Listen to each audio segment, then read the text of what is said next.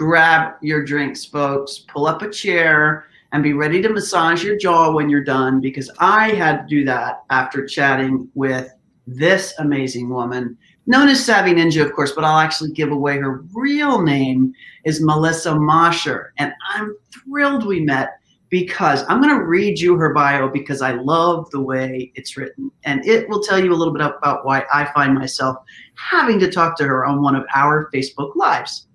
So some of us stroll, some of us roam, some of us wander, stumble, and soar through online content and community features. Melissa's changing the way people arrange, program, platform, participants, presenter, and promoter experiences with all things virtual events, remote meetings, online community ops. I'm going to have to ask about that. I have no idea what that is.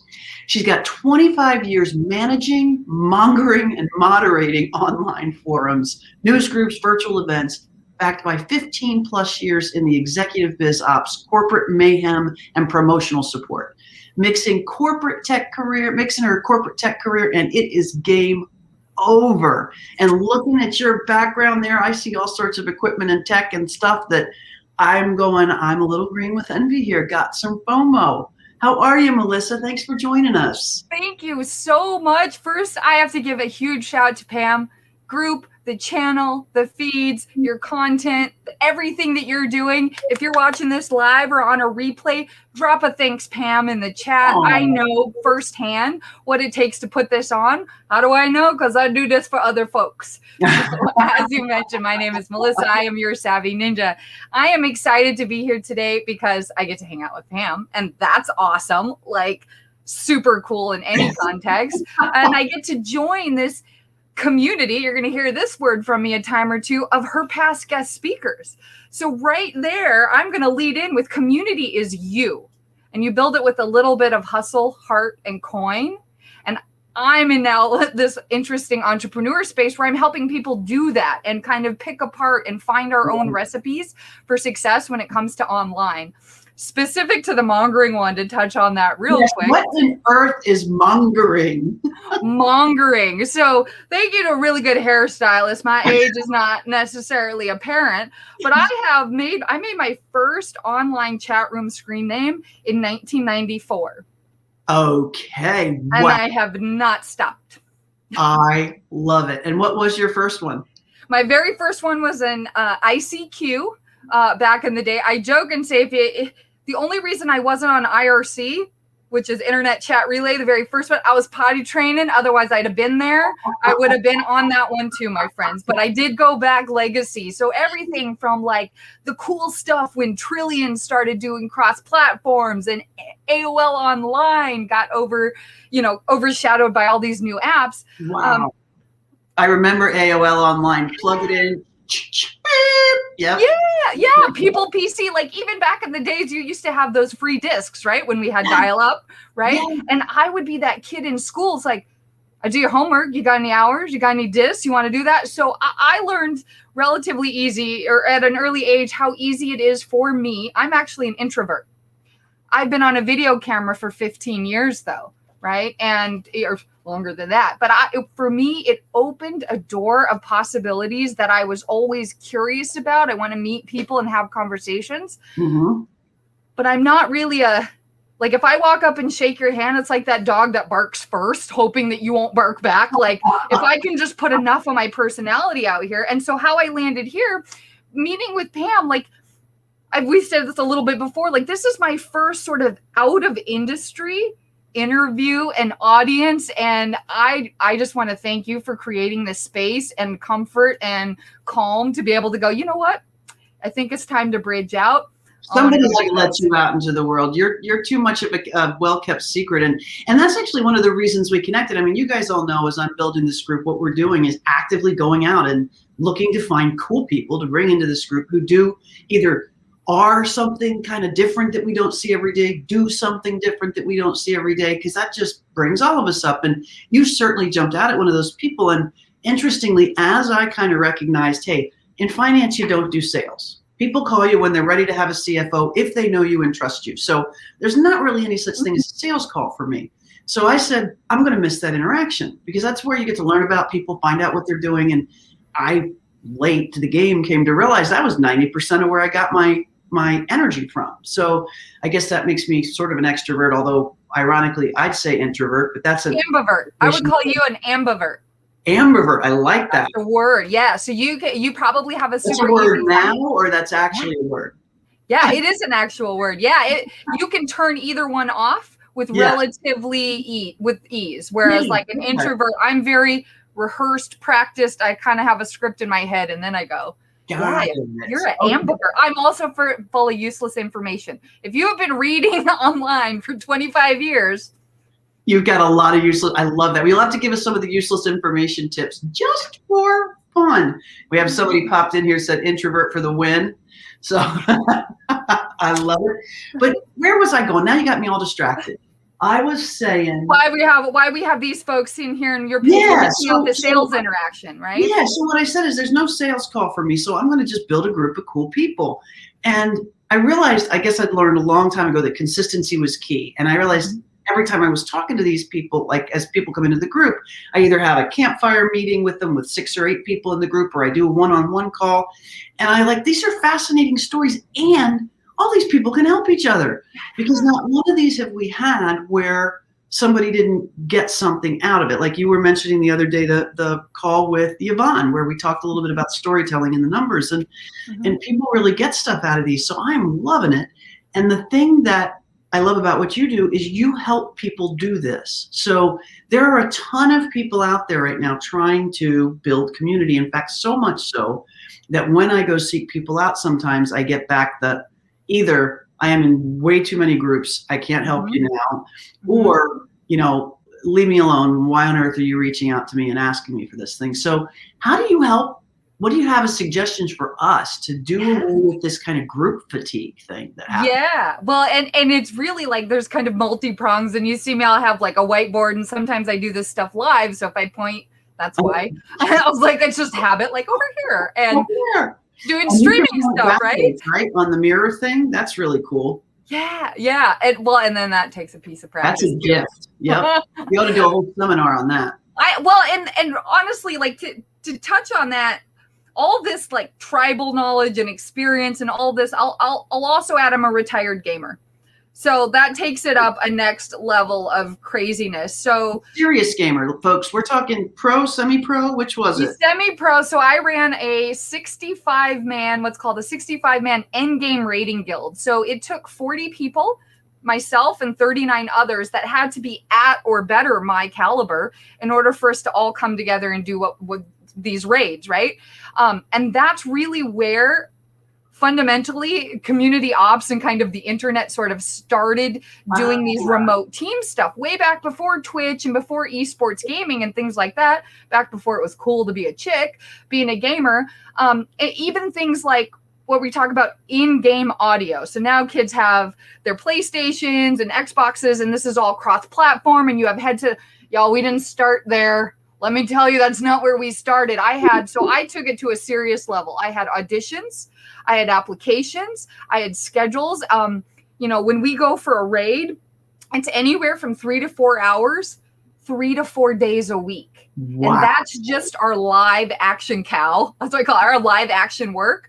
That doesn't cover what you have to do for your skills, your gear, your repairs, all these other things that you've got to manage outside of that. And so the reason why I bring that up is because then I migrated into corporate, and this was back in, if you're my age or near it, back in like speaker bridges and conference lines and attendee bridges and BT phones, right? Those triangle thing phones, spider phones, and every exec I ever met. Bless your heart, that's not your strength.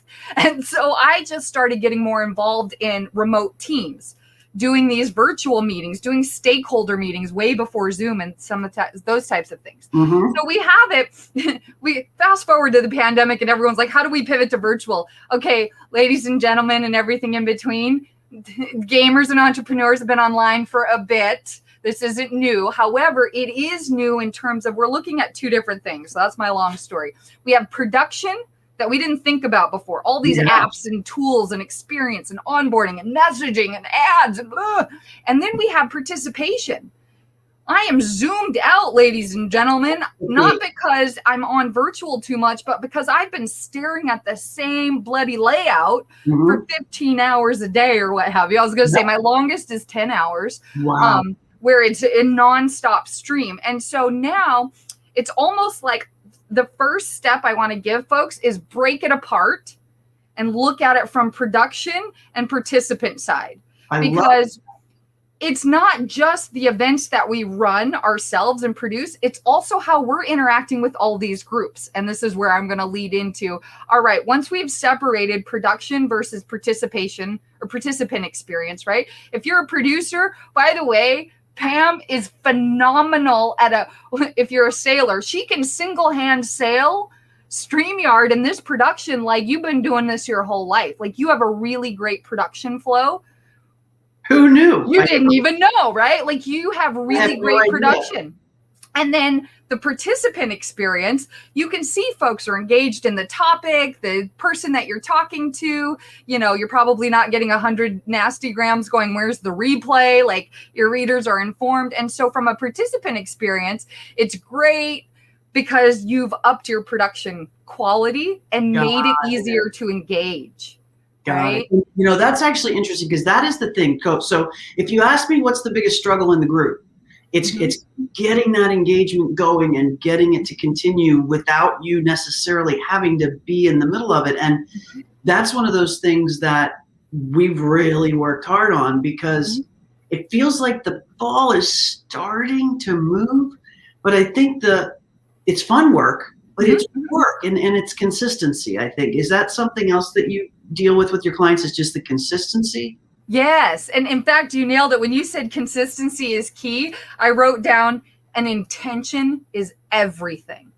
Talk to me about that. Intention. So if anyone has like Googled me, I have no blog, no course, no website. Everything is under development and my newsletter is stale, but I kid you not, I am busier than a one-legged duck in a paddle contest, right? Like it's nuts. Why? Because not necessarily because I'm consistent. Consistency is good, and I have that. I'm consistent with my intention in every conversation, every kind of connection, every ask, every ad, right?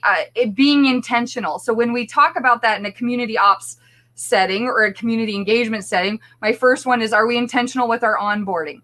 Do people know why they're here? I love and do they know how to make the most of the group? I use this example. I did a chat a couple of weeks ago with a bunch of devs, developers and dudes. I said devs. And my wife said Deb, and I thought I did it with a bunch of Debs. I like to do them name by name as I move through the alphabet. Right. Debs and yup, and Eenies and everything. Well, and I also learned that's like a West Coast thing to say like devs because so much engineering. So I also so software developers and marks of text, right? There you go. Well, we're chatting, and a lot of them are community managers for technical communities, right? Like, you know, deployed on Slack or whatever. And the chat, the mastermind we were having was like, okay, I've got all these members. This is specific to Slack, which is a highly sophisticated chat room. One of my favorites. Tell you more later. Okay. Yeah. Well, So remind me of off-platform opportunities. Slack. Yeah. So we're in this. These are seasoned like developers, tech people. We know how to use the app. It's not like how are we moving stuff around. So in the chat, I said, okay. Or in this mastermind, I said, okay, if we think of our community, right? A community is not an app. Community is the app is the place where your community manifests, right? Like it's its physical sort of location. Your community could be your email list. It could be your Slack group. It could be your Facebook group. It could be your Mighty Networks. It could be a paid mastermind that people only get 4 live Zoom sessions a year. That's your community, right? So we first with these community managers going, all right, if we're in Slack, what you've essentially done is you've put people in the car and you're showing them how the wipers work. You're not telling them why they in the car, where we're going, what we can do, right? And a lot of times it's no shade at all. This is totally normal. This is like, okay, the car, there's an engine light on. I don't know what to do. Well, have you put gas in it? Like, do you know basic maintenance? But a lot of times community managers and hosts will think, oh, it's all about picking an app and getting people in it. Again, you're going to run into, I'm in so many groups. I need to be really intentional. Why am I in this group? What can I expect from the host and the provider? What can I bring to this group, right? Yep. What are the expectations of the members? And what all of this is kind of umbrellaed under in gaming is we actually have guild charters, right? So we have full-fledged strategy, mission, values, roles, and responsibilities. Even now, when we fast forward to esports gaming in the $1.4 billion industry, whatever that is, we've got a bunch of like gamers, right? But when you're talking money, honey, it's time to get real about how joining this team, what I'm going to get here, what my expectations are. And then we can get into more of what I call kind of like the people metrics, right? I love this. Typically speaking, conversations aren't organic in a group until at least 300 to 400. If it's a kind of free or an open source kind of group, like, here you go, come on in if you want, right? Versus, let's say, a paid group, those members tend to come in, they're talking right away or what have you. Like, I drill it all back to that value stack. Why am I joining your group? And then remember I said production and participant. So on the participant side of it, ask yourself these questions. Why am I in this group? Start there. Gary, and she's talking to your question right now. Adrian's saying, I need to leave some groups. I'm in too many. So on the participant side, why am I in this? Why am I in this? How much? So why I'm in this? How much of this is what I call like feed info, peppers me every day, feeds my soul, gives me nuggets, or do I have to go in and do work? Oh, well, this was a session today. There's going to be questions. I know I've got to go watch that replay because if there's work involved in the group, if I'm not willing to do step 2 and 3, I'm going to miss out and be annoyed by every update that comes after that. Right. I love that. Yep. Right. Knowing if it's work or not, is it fun or not? Taking a look at so a lot of folks will say, well, how do you mine clients or how do you meet, with connections or what have you? Can I find value in the group? And value is defined either as something I can bring or people I can meet. I love that. Here's one of them useless sort of rando hacks. As you're in all these groups, we're going to talk about Facebook because that's where we're living right now.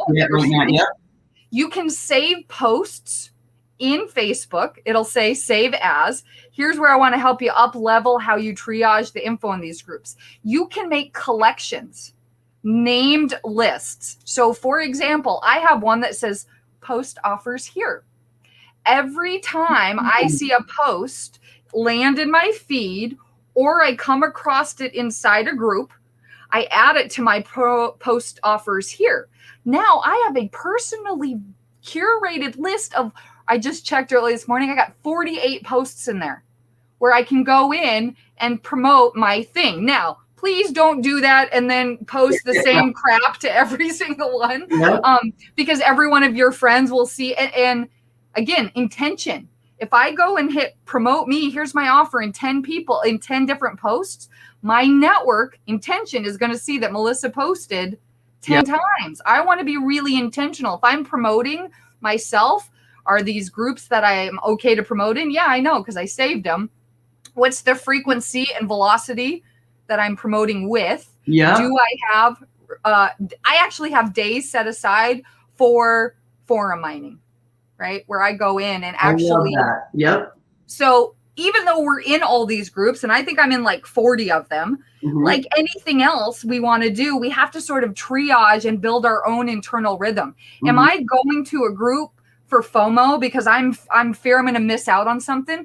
I had a business coach tell me, Melissa, you're not missing anything but action.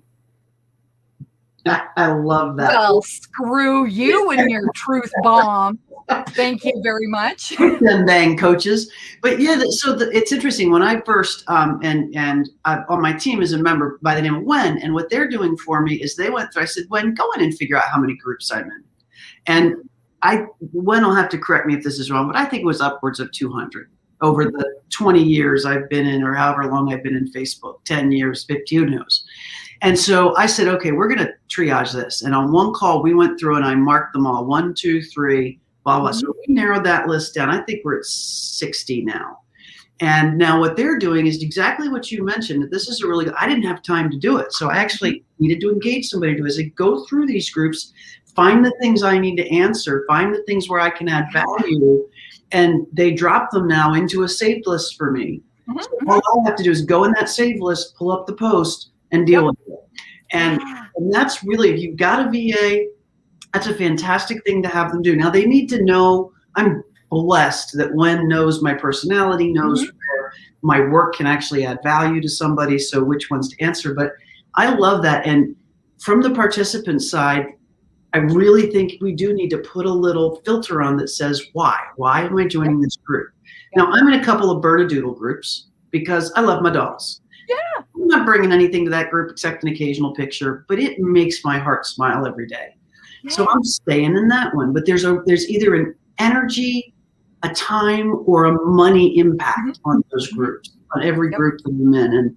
And in thinking about like this one as an example. So one of the things that I think everybody's trying to do is stand out from the noise. And what I found is until you're in the group, you don't really know if they're standing out from the noises or not. And I also realized, and thank you so much for going through this, I think sometimes when people join my group, they have no clue what they're joining until I hit them with the call or the campfire call. Yep.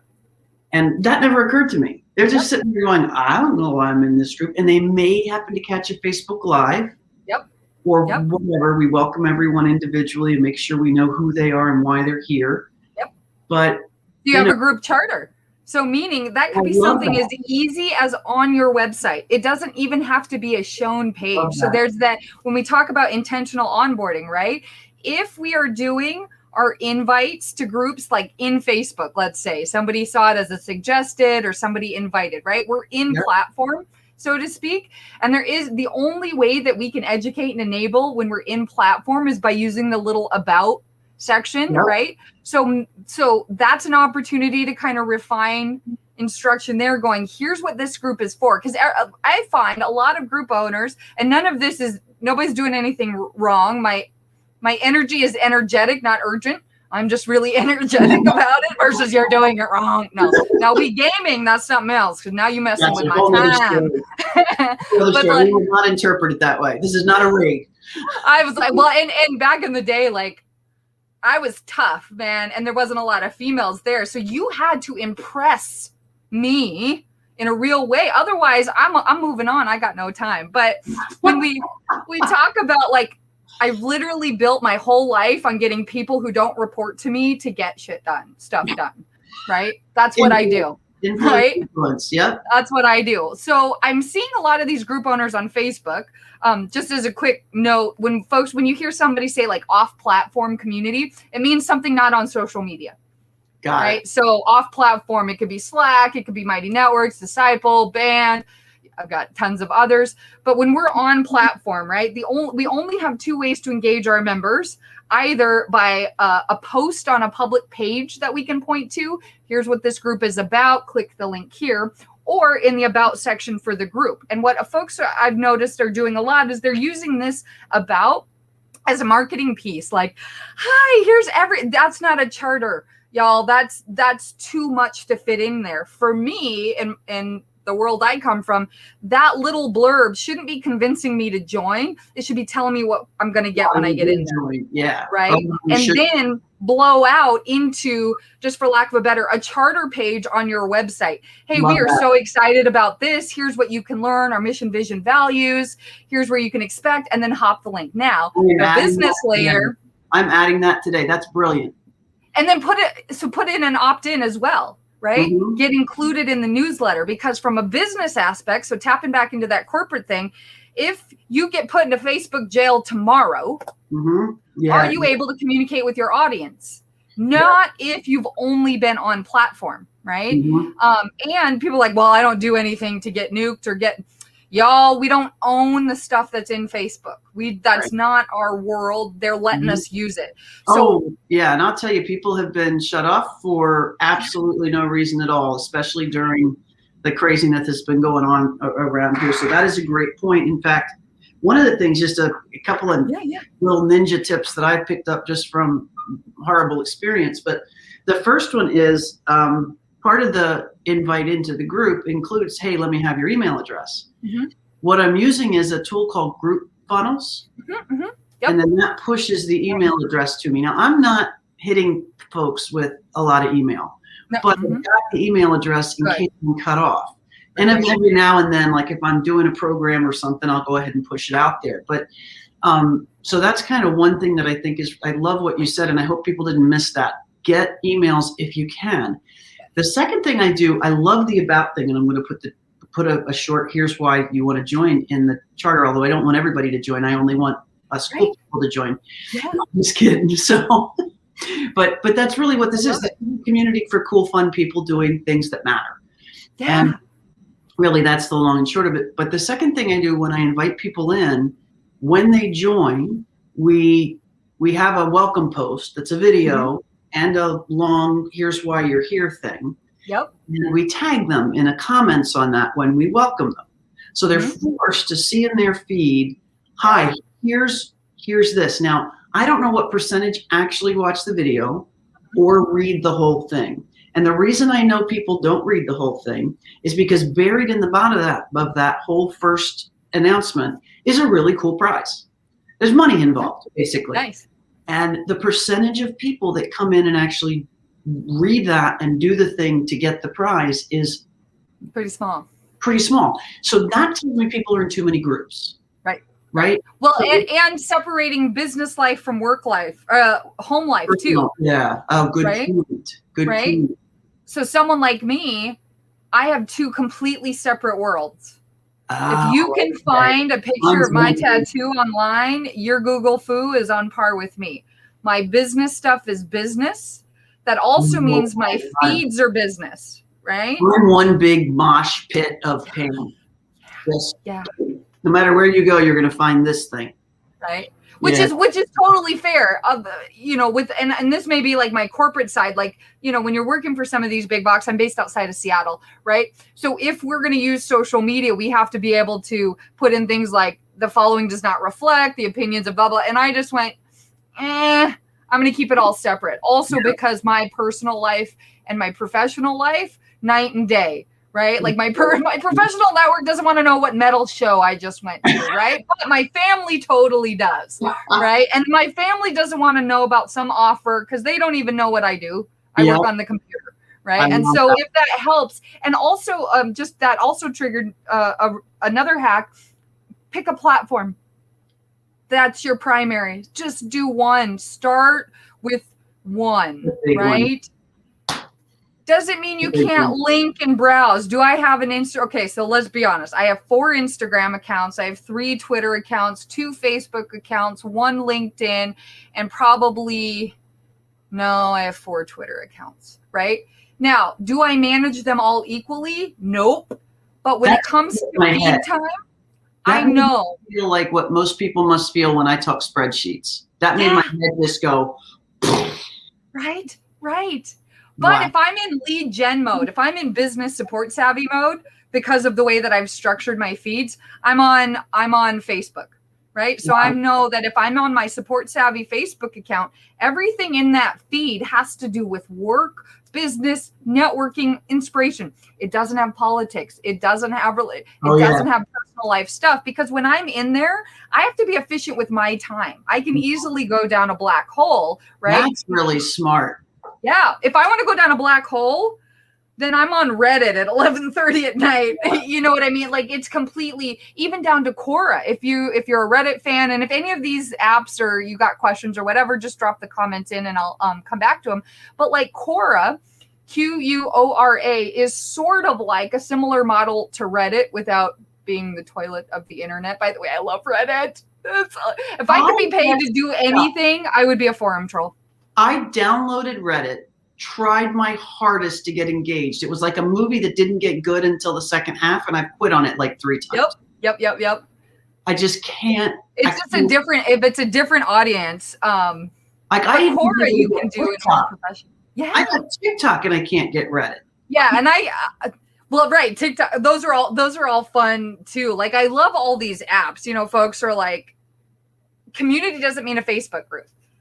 Facebook with its groups has made community almost a flip the switch and go, which is where I think we're running into all of this overwhelm. So we've got social tech overwhelm, which apps, each one has its own market, culture, etiquette, technology, How do I use it in my daily life and my personal life and my professional life, right? So we're oversaturated with information to begin with, right? So if we blow this up beyond on groups, right?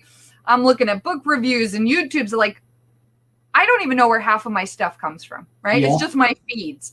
Yeah. We can't bring value to the people that are looking at us if we're not sort of grounded in our own method of how do we take in all this information, right? How do we, and that's something that I was like, I don't know that they're teaching kids these days, but like just the information triage and how do we sit back and go, okay, this applies to me. I got to think about this. I don't need that. I don't need that. And then we go. It's a really good triage system. I love that the term triage for this, because that's exactly what it needs to be. And I've been known to go down the rabbit hole of Facebook because I am all one big mishmash. And I'm sure my friends are sick of seeing craziness about my business. And I'm sure my clients are sick of seeing my dogs, but hey, it's what you get. It's part of the brand. Right. But it took me a while to get comfortable with that. And there was just so much to manage. The piece that I think is that I'm really hearing here is, remember that I love that you said community is not the platform. So the fact that you start a Facebook group doesn't mean you've started a community. And that's really making me think about this and think about the ways that I want to drive making this a community and making it be something people want high in their feet. So the object isn't to tell people to set the settings so that they always see notices from your group. The object is to have them go, oh crap, I don't want to miss the next thing. Right. And then enable right. And then, I like that. And then I get so excited, the internet can't keep up. And then enabling that. So there's something that I don't know if it's a real word, but that's what I use. There's meta learning to everything we do online. If you interact with me, you're probably going to pick up an online hack. If I interact with Pam, I'm probably going to pick up a finance nugget or something, right? I love that. So when we talk about our meta learning, for me, I always want to help whatever platform, because I'm a tech person, right?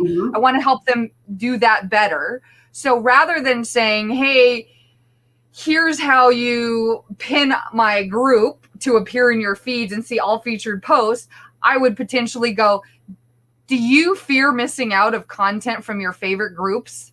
Here's how, right? Because the meta learning is how to get that feed right and hone that in versus the tactical skill of, okay, here's how you pin that. Here's how you highlight it. You drop it down kind of a layer. What's the thing that we're kind of trying to learn? And that's how to ease your feed, right? So I do that hashtag ease your feed because, you had mentioned earlier about, we were talking about currency and energy. So a hashtag that, meme, I got marketing and rebrand and all this other stuff going on, but does it spark joy? Does it spark coin?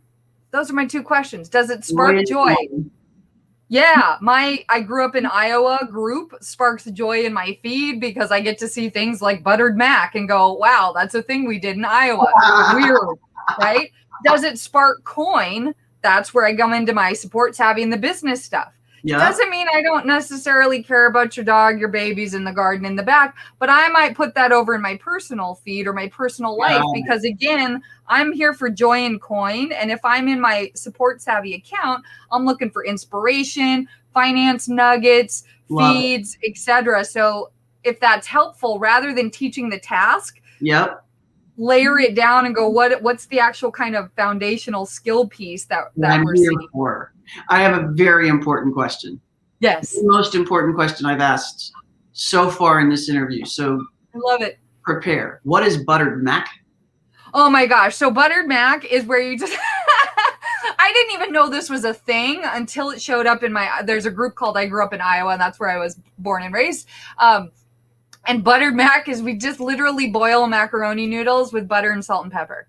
Oh, I love that. Yeah. And I didn't God. realize that wasn't a thing until I saw it in like a group. Yeah. Buttered mac. It's a thing, but I didn't realize it was had its own name. Yeah. We just call it pasta with butter and salt. Right. I like that. That would be the fancy long noodles, right? Note to self, much easier to say buttered mac. Yeah, I love that. And you're just like, wait, what? I want to keep you on here forever. So, and I know I can't, but there's so much to this. So tell me, like, now that you've morphed into this role, how do you serve your clients? Who is your key client? Like, one of the things I love to do on these is have people know, hey, I know somebody who should talk to Melissa. But more importantly than that, what are you looking for that we can maybe help with or drive your way? Well, one note that I mentioned, if there's an attorney in the group, so that Facebook where you're using the group me or the group funnel, I'd be interested in learning how that's going to change, if it's going to change with DDRP coming to the US. I will find out. I have a ton of. So that's my brain. And so like as a community ops person, so what is community operations? It is all the parts, pieces, pricing, and strategy that help build the machine your community lives in, right? So your machine's got different parts and pieces. And so the clients that I work with are those that are looking to either build a guiding strategy, right? I got this group idea. It's not super growing. I kind of want to build more. And we just have a consultative strategy session over time. I have clients that I meet with monthly. What are you doing next month? Here's some ideas. Let's engage. So it's almost like a strategy and community manager on loan, right? Got it. Yep. Community manager on loan. You're like what I am to finances. You're a CMO, Chief Community Managing Officer. Chief Ninja. Well, and then related to that, so you have communities and people are like, oh, well, you do virtual events. Yes, we and my team, we also do virtual events. However, that sits inside community in our world. So if it's just a one-off, okay, we're going to do an all-day summit. Can we bang that out? Yeah. Is that our forte? Nah. Right? Because we're more of that relationship over time. So clients that are, anywhere from 3, 6 a year long, and we're building products development strategies over time. And then I help you fund or find or staff these groups and communities as it happens. I have clients, not one of my clients is on Facebook actively, right? So when I say that it's all been referral and network based, they all have very different socioeconomic pinpoints and industries. I've got everything from insurance broker to administrative training, right? Wow. Completely different. But it's this idea. I've got an idea for a group. I want it to be a part of the product in my business, right? Yeah. Sometimes it's a loss leader. Sometimes it's not. Costco pizza, right? But it's a product in my line, right? And I want to be grounded in a strategy that makes the tactical execution of it really easy. Side note real quick, I had one gal that we met with. I did a community intensive. So if you want, comment below and I will share the link and it'll run you through about 20 minutes of things to think about with your community. What actions do you want them to take? What price point? What kind of things? And we went through this intensive. And at the end of the session, she goes, you know what I learned? I don't want to do a group. I don't want to do a community. I thought it was going to be some little lead gen thing on the side, but I'm out. I don't want to do that. I want to focus on that. I never want to see them again. Yep. And but for her, though, that was a weight lifted off, right? Sure. We helped her fix her community by helping her go, I don't want it. And her community would have picked up that she hated it because that's just one of those things. So 2 questions, and Patricia gets hers first because she asked first, is what is DDR? I think it's DDRP, right? GDRP. So in the UK, it's a legal, like you've seen that you've opted in. They have to like physically opt in themselves. It's not able to like port over anymore. Got it. That's the shortest non-legal version of it. California just rolled it out that I heard.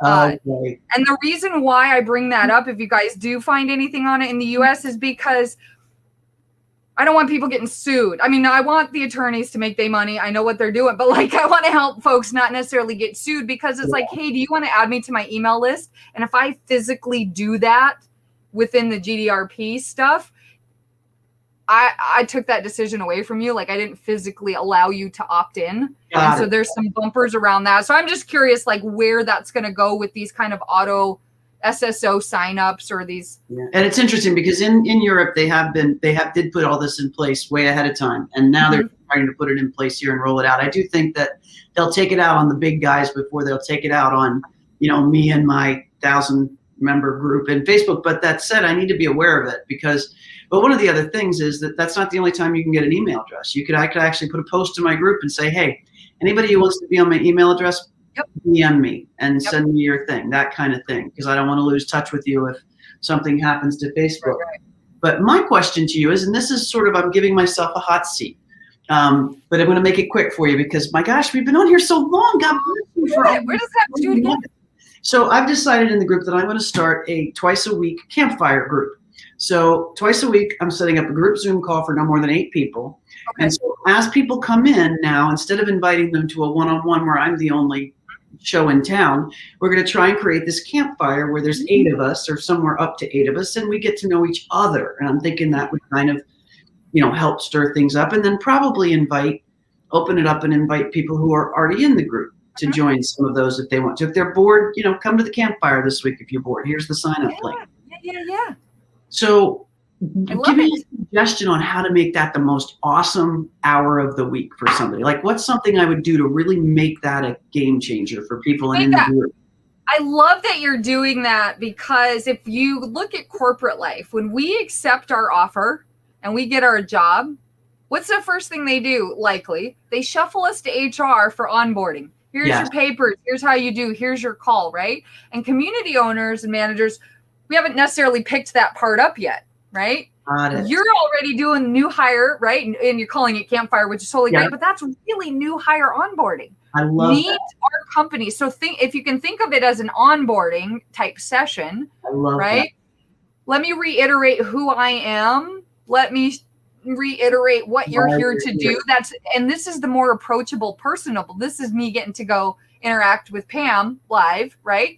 And also hear from other newbies. Yeah. Newbies is gaming, like noobs. Newbie is a good thing. If you're called a newbie, that's great. If you're called a noob, we're making fun of you. Just sharing. You noob. Newbies are great. They're totally fun. I like that. PC But then you have, and then potentially have an onboarding ambassador of some kind. So not that you have to have this right away, but as your community grows, and maybe it's Wen as your moderator, that's what I'm thinking. It's like you have that person that she's, there, she's there every single episode, and she can capture things. So you're continually making that onboarding better. You know what? Last time we got a bunch of questions about, is it okay to post and promo? Maybe we need to add that to our onboarding. Hey, look, this group is okay to post. Make sure these are the requirements, and just sort of spin that, I would say, as a new hire rather than an entertainment piece. And then counter to that, maybe that's, I don't know, once a month is new hire onboarding, or twice a month. And then once a month, we could do something where it's just like co-working or live action coffee. Any members can come. And that's where we do the fun stuff. Because if we don't lay that kind of experience foundation, it's hard to just join a company and attend their team picnic. If you're not sure, back to that vehicle again. Why am I in here? Oh, this car goes really fast. It's really fun. Cool. Why am I here? Where are we driving to? I love that. So, and that tells me too, one of the things I can do is kind of sweep the group and say, hey, if you're wondering why the heck you're here, come join us at a campfire. We're going to tell everybody the first 8 campfires are just going to be getting the people who are already here oriented and understanding what this is a platform for. I love it. That was gold. Yeah. And then as you perfect that, you'll be able to record that. Right? Because Pam's time is money. Right. Like that. And so, you do get the personal. At some point, it will or likely to scale outside of, you know what, I'm going to just show up for the monthly membership mixer or whatever. Yeah. And then when, or this becomes an automated part of the onboarding experience, and it doesn't have to be less personal that way. In fact, it can be even more personal because now you can attend this new hire onboarding from the comfort of your drawers. You just gave me an idea. I love that. If I'm on a client call, I go, if I've done my job here today, you will leave this call feeling inspired, overwhelmed, and completely unmotivated. It's okay. I will follow up with email. We'll get a little clarity, and we'll take it off one piece at a time.